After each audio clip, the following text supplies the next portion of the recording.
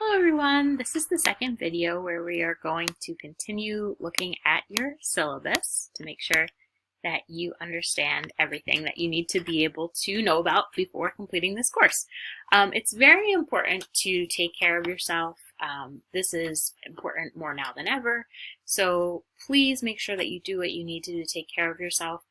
If you are perhaps working really late and you can't get to an assignment, I'd rather you email me and let me know and I can figure out how to help you finish it rather than you staying up all night to complete the assignment, because that can really backfire and then you can get behind on things and just be really unhappy. So if you're sensing that something's going to make you super unhappy in a way that's not reasonable, let me know. And I'll see what I can do to work with you. We obviously want to have some level of pushing ourselves and stretching ourselves, but not to our physical peril.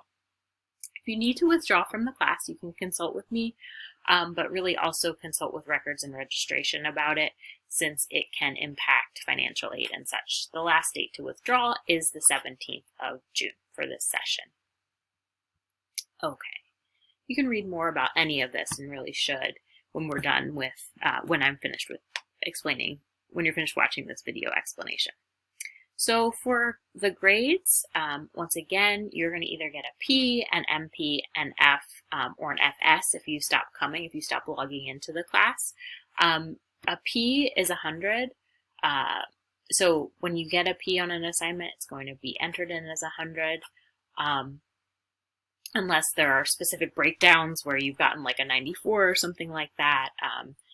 You'll see the actual number. If an MP will be entered in as a 75 and an F will be entered in as a 50.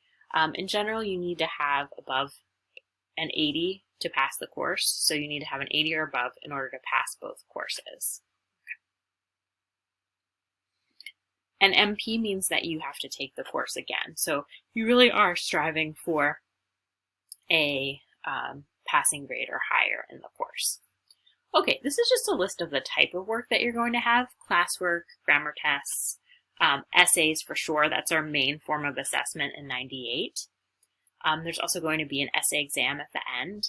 And for 99, there is classwork. You're going to be answering questions about readings. You'll have some reading tests and then a reading final exam.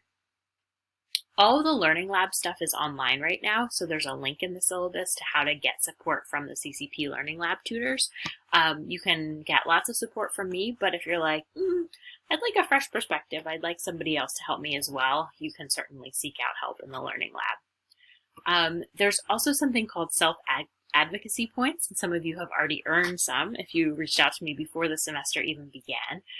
If you email me about questions that you have, I will give you a point of extra credit. So this is at my discretion. So, you know, if you email me and then I write back and then you say thanks, that's 1 point rather than 2 points. But I really want to incentivize your emailing me to ask questions. The best way to do well in this course is to continue to be engaged with me, asking questions. Never feel silly or stupid about anything you're asking. I'm here to help you.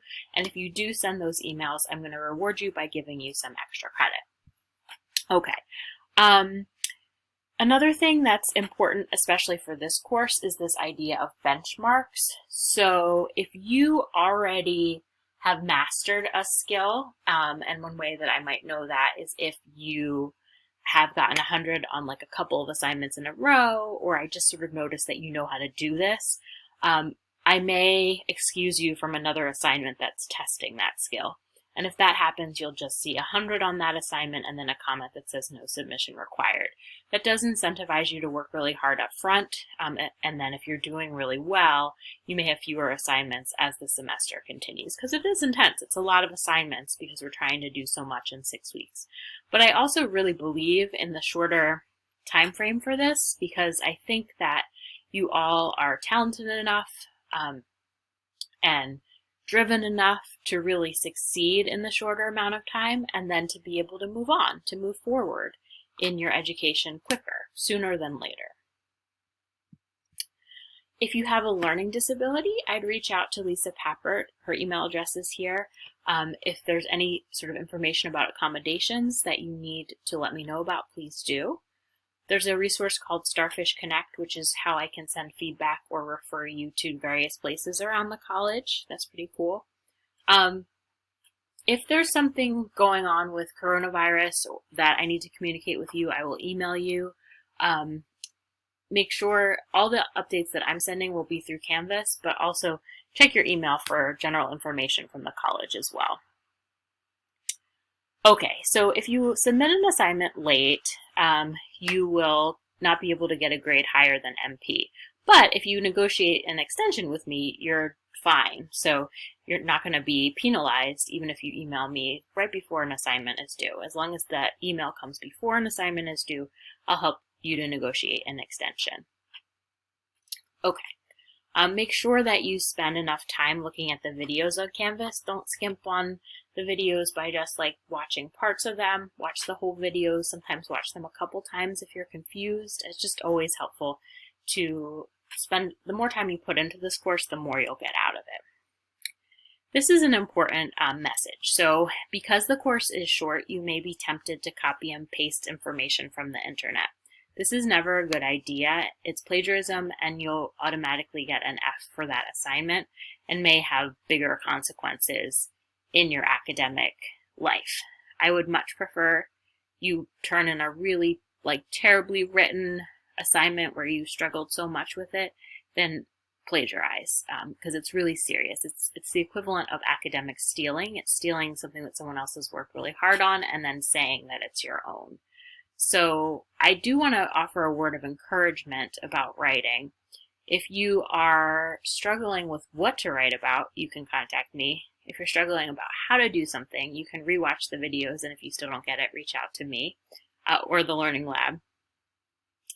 And I wanted to also say that I've seen people in this course start with barely being able to form a grammatically correct sentence and making it to the end writing excellent paragraphs. So it's possible to make that leap. I would like to just see wherever you are and work with you from there. In some instances, because of the amount of time we have, you can't quite pass by the time we get to the end, but it's better that way. I know it's frustrating and annoying if you work really hard and you can't quite pass yet, but I'm not going to pass you to the next level unless I know that you are going to be able to be successful at that next level. So it's a good accomplishment to pass the classes.